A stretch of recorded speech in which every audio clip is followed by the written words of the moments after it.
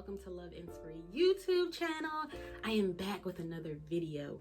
I just recently got done watching Self-Made and I wanted to go over 5 significant takeaways pertaining to relationships. So stick around if you want to hear my 5 important tips about relationships from the movie Self-Made. If you found the one, you should never give her up. I think it's the way life changes. Hey everyone, and welcome back. I am here to talk about 5 significant takeaways from the movie Self-Made, but it's a little twist. They were life lessons, but they were also relationship lessons. And since I talk about relationships and marriages, I didn't want to drift off into talking about generic motivational stuff. I motivationally speak on relationships and marriages. So this will be pertaining to relationships and marriages and the takeaways that I learned from the movie that I wanted to share with people. It came about, me finding out about the movie came about from my husband, who, if you haven't gone to my website, my blog, www.loveinspiry.com/blog, I just recently did a blog about 5 supportive or 5 reasons you know that you will have a supportive spouse. And I love the fact that my husband pointed this movie out to me and said that it's something as a small business owner that I need to watch. And I thought it was so dope of him to even bring it up to me, because it just shows how much that he cares about my craft and that he knows that this is serious to me. It may not be serious to other people, but it's serious to me and it's serious to him. Otherwise, he would never say, you need to watch this movie. You will love this movie. So I want to talk about takeaway number 1. And it was a quote that was said in the movie, and it says, you don't just plant a seed and expect fruit the next day. And I absolutely love that quote because it represents patience, and you need patience in a relationship. So in relationships, we give a lot, and we shouldn't expect to just get up and walk away if we're not seeing what we're putting in and giving to the relationship right away. It takes years and years to get to a place of fulfillment and 100% satisfaction in your relationship, because you have to work at it every day. You have to put something in to get something from it. And I just think about my own relationship and how we struggled a lot in the beginning. And this July, you'll get a deeper dive into that as we celebrate 14 years of being married. But we struggled a lot. And I'm just now realizing that all that struggle was a seed for something great. And that's what I'm doing right now. And so I just want to reiterate how important and significant patience is in the relationship. Remember, don't just plant a seed and expect fruit the next day. It's not going to happen that way. So be patient in your relationship. Be patient with your partner. Be patient with your husband or your wife. You will reap the benefits, but you have to stay to get to that point. And anybody that has been married 20, 30, 40, 50 years, they will tell you the same exact thing. You will never get to that point of seeing that seed grow if you don't stay and stick it out and work through those tough times and work through those days where you just want to walk the heck out and not be bothered with this person at all.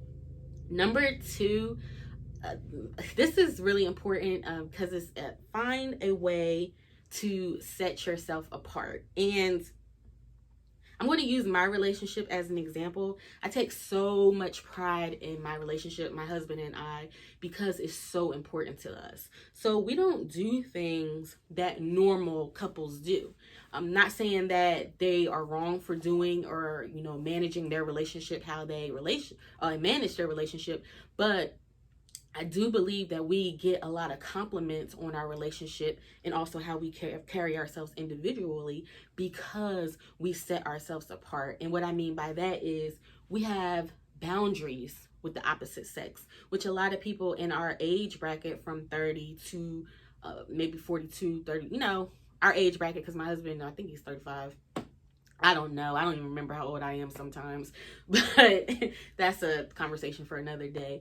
But in this age bracket, we tend to acknowledge the opposite sex, hold longer conversations than we need to with the opposite sex. We'll chit chat on the phone, through social media with the opposite sex. I'm not saying that you shouldn't, but there's a healthy boundary that must be set.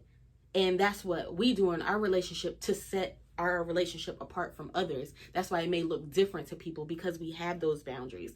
We also have check-ins where some people, we have an app on our phone where I can see, and my husband can see exactly where I'm at. I can see exactly where he is at. And some people may think that that's so invasive, but it's not invasive to us. First of all, I want somebody to know where I'm at all times. I'm in Virginia now, chilling out with my grandparents during this coronavirus epidemic. And even when I leave and take my grandparents' car out, or one of their cars out, I tell them, you know, hey, I'm leaving. I'm going to the Wawa in such and such town, because they live in the country, so you got to specify. And then when I get there and I'm leaving, I say I'm leaving the Wawa, I'm coming back, so they know. You know, that's just the type of person that I am. I want somebody to know where I'm at, just in case I get kidnapped, or God forbid I roll over in a ditch. Somebody can know, okay, this was the route she was taking. And that's what I carry into our marriage, the both of us, me and my husband. There's no secrets, and we don't feel invasive. We don't abuse the app. But if the app is needed, if I need to find out where he is and I can't get in touch with him, God forbid something happened, and vice versa, we have this app where we can find each other. It won't be an issue. There will never be a secret of, oh, I don't know where he is, or I don't know what happened to him, you know. And so that's how we set our relationship apart. We do things that most millennials will not do. They feel like that's too much. It's too invasive. I don't want to do all that. But I think it's important to have in a relationship, especially in these trying times, you have to find a way to set yourself apart, do stuff different. Don't follow the crowd. So number 3 is, this is a good one. Competing with someone else will definitely set you back. I think about Addie, the light-skinned woman in the movie, and how she was competing with Madam C.J. Walker, and it kind of held her back a little bit. If you look at the movie, we have to stop looking at other people's relationships and what they are doing and what they are not doing. And the reason is because you can look at somebody on the outside, they can present such a good picture on the outside, but on the inside, you never know what's going on. This person can be being abused physically, mentally, emotionally, sexually. This person can be going through so much. I think about my own relationship, and, you know, there have been people that have said to me one time that, you know, I want to be like y'all when I grow up. And I'm thinking to myself, well, that's all fine and cool, but you don't know what we had to deal with to get to where we are now. I would never wish, even though I'm grateful and thankful for the turmoil and the adversity that we went through, I would never wish what we went through on my worst enemy. My worst enemy, never. Even though I'm thankful for it, but it was for me. God wanted that for us to, you know, to learn at such a young age, to get us to where we are now, to be in our 30s and have this strong, solid foundation that we have. It was made for us for a reason. So we have to, don't look at other relationships and what they have going on. You never know what that couple had to go through to get there. And then you don't know what's going on in their home right at the current moment. Number 4, don't let anybody tell you about your vision. So Madam C.J. Walker in the movie, she had all these people, you know, kind of blocking her, deterring her, telling her what she should do, what she shouldn't do, this, that, and the third. It's the same thing in your relationship. If you know that you are meant to be with a person, be with that person. Don't let family members, comments sway you. If you know you are meant to be with somebody, be with that person. That's your vision. God gave you that. Me and my husband, we were separated for a very short period, even though when we were separated, we were together. And like I said, I'll get into that story probably this July, really go through it to help people understand a little bit better what I'm saying right now. But we had people that were not happy for us. And even when I left to go into the military, that was a point in time in my life where God wanted me to go in there, because I needed to learn that if you want to do something, do it. Don't let anybody deter you. And I knew that Nate was my soulmate. I knew since I was a child that this is the person that I'm supposed to spend the rest of my life with. You know, why are we having so many people fighting against us? So much jealousy, so much hatred. Just everything was working against us at that time. And I had to realize in my time in the military that this is meant to be. And if you have a vision and you know God gave you that vision, don't let anybody block you from that vision. And that's a real life lesson in real life, whether business, personal. If it's your vision, it's your vision. If God told you that to fight it out with this person, you fight it out. I can't tell you, I can comfort you, but I can't tell you to leave a person. I can't tell you to, do anything with your relationship. All I can do is encourage you and tell you my mistakes, what worked for me and what didn't work for me, and hope that you don't make the same mistakes that I did. That's what Love Inspiry is about, just sharing inspiration.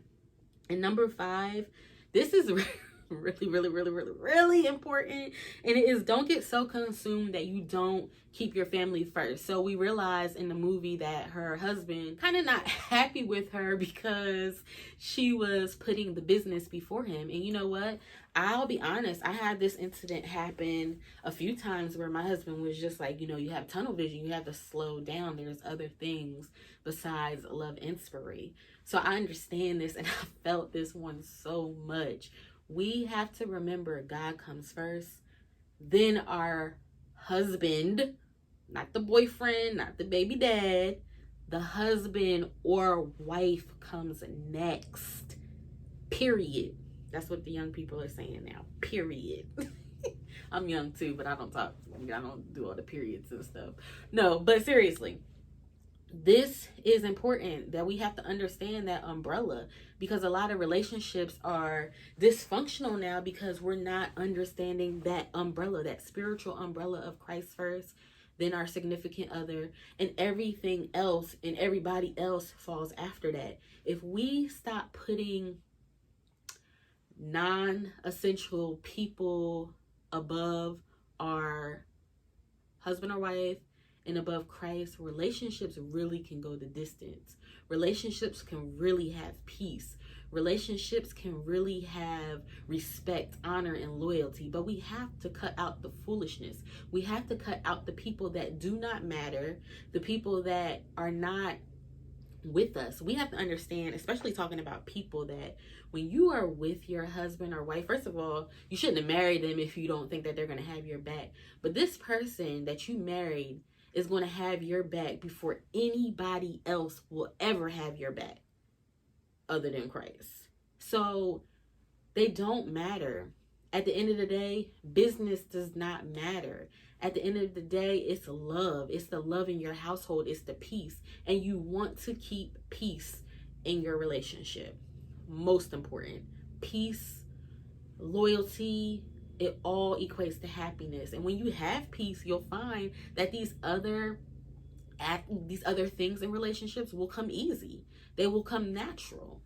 You just got to keep Christ first. You got to stay in his word. You got to understand your Bible. Most importantly, you got to do it, not just read it.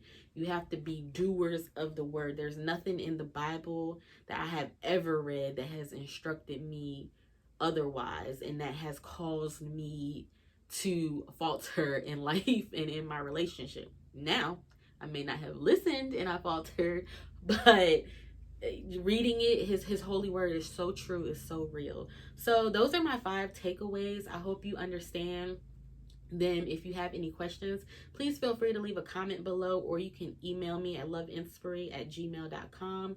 Also, check out www.loveinspiry.com for more on our services. We have a blog, some relationship talk on there. Our podcast is coming back soon, hopefully in May, and I'm really excited for the new things. We have a masterclass out right now called Connecting Beyond Sex. It's 7 lessons in a workbook, basically teaching people that we need to have a connection beyond the physical to make it in our relationship. So I hope you enjoyed my review and my little different takeaway on Self-Made, the movie. If you have not already watched it, please make sure that you watch it. It's a great, phenomenal movie on all different levels: personal, relationship wise, business. I was literally sitting there taking notes like I was at school. So I hope you all have a blessed day. Please stay safe in this quarantine, in this social distancing. If you have to go out, please make sure that you have your hand sanitizer and you're being smart. Hey guys, I'm out in the country. Please join me next week, next Wednesday, I believe. And I'm going to be talking about communicating as a Christian. You do not want to miss this. I'll see you guys. The ones we keep close, we should never let go. So tell me who you love, baby. Take a moment to unwind.